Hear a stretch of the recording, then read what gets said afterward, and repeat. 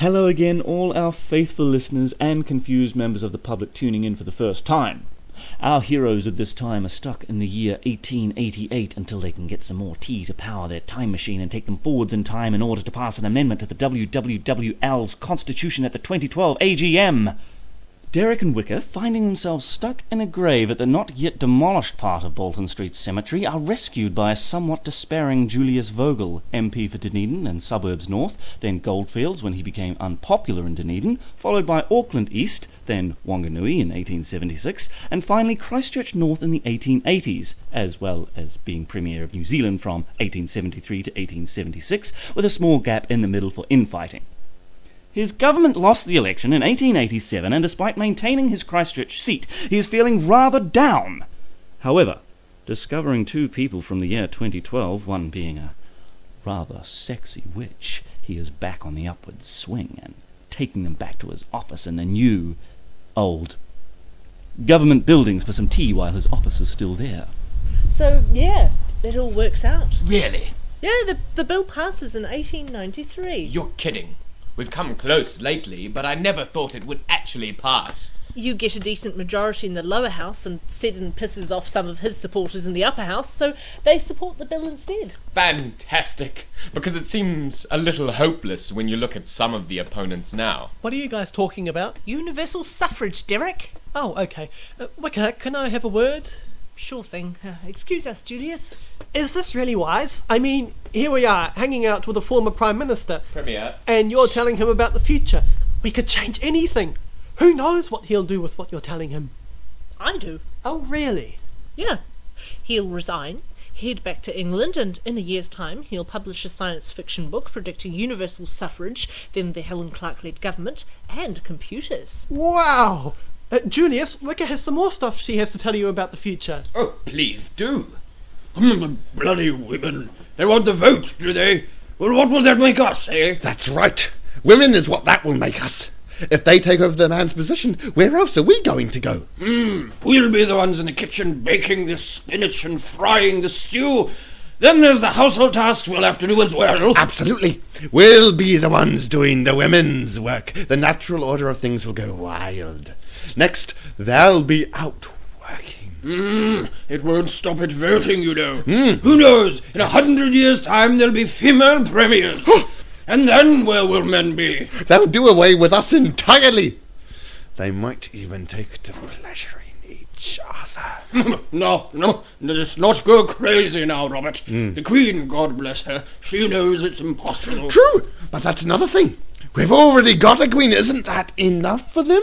There's been a woman in charge for decades. Absolutely bloody right, Robert. There's already a woman in charge. You know, I bet she's secretly in on this whole women getting the vote thing. Wait a moment. Robert, if it isn't the woman himself.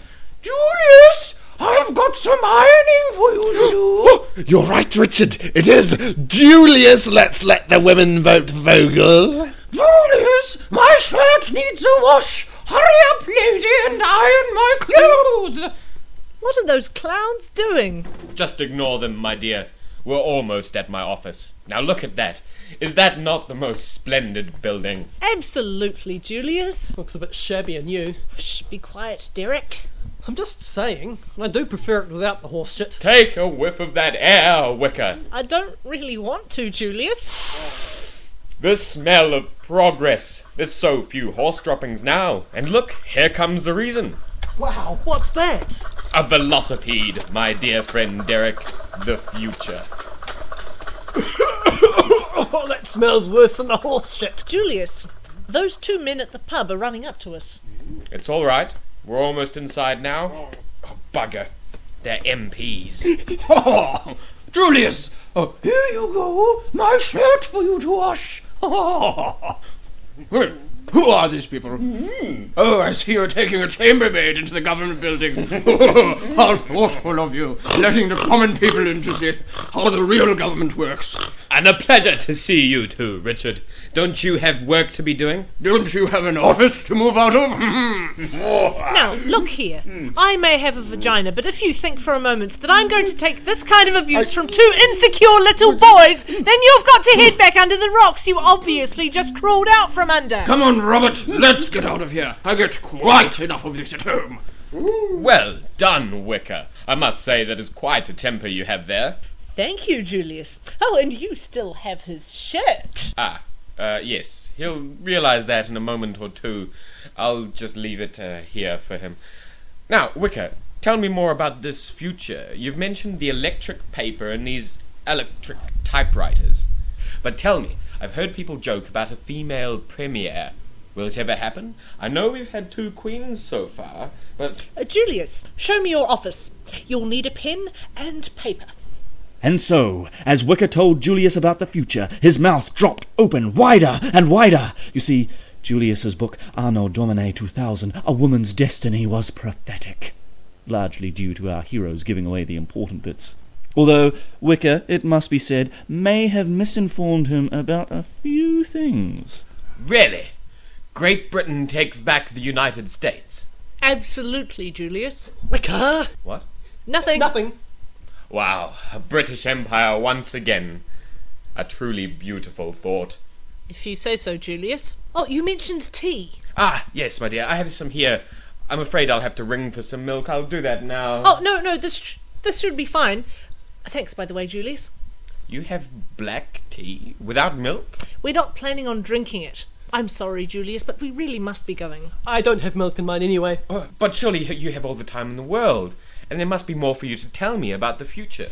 Just make the rest up, Julius. I'm sure you can. You'll do a splendid job. If you say so, my dear. But surely you can let me walk with you back. And what do you need the tea for? Oh, I thought you'd worked it out by now. The time machine is powered by tea. Yes, it's just another way to keep the whole teapot joke going, but it makes some people laugh. I'm sorry. I'm confused. No, you're not the only one. Well, goodbye then. I hope the future is all you said it is, my dear. Trust me, Julius. And we're back in the cemetery. That was fast. And efficient too, Wicka. How much tea do you want to put in the pot this time? Well, I guess slightly less than we did last time, Derek. Okay, slightly less. This is pretty good guesswork, isn't it, Wicka? Yeah, you'd think there'd be a measurement somewhere. Ah, well. Neat how the water stays hot, though. And keeps filling itself up.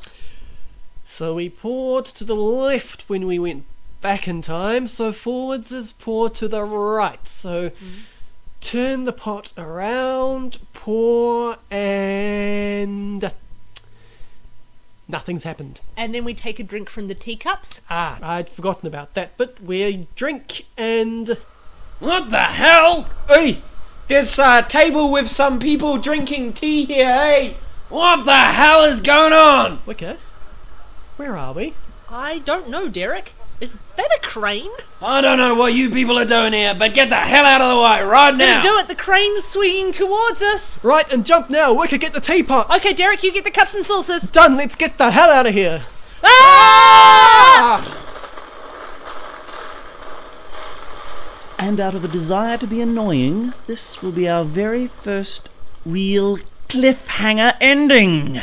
What has happened to Derek and Wicka? Why are they being attacked by construction equipment? And when are the other requested historical figures going to appear in the show?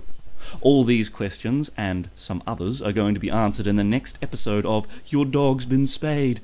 Tune in next week. Read the blog, or get on with your life. We'll be getting on with ours. In today's episode, Cordelia Ann Black was Wicka, Michael Pole played Derek, and Reardon Matthews played the part of Sir Julius Vogel. The misogynists were Francis Homer and Hans Landon Lane.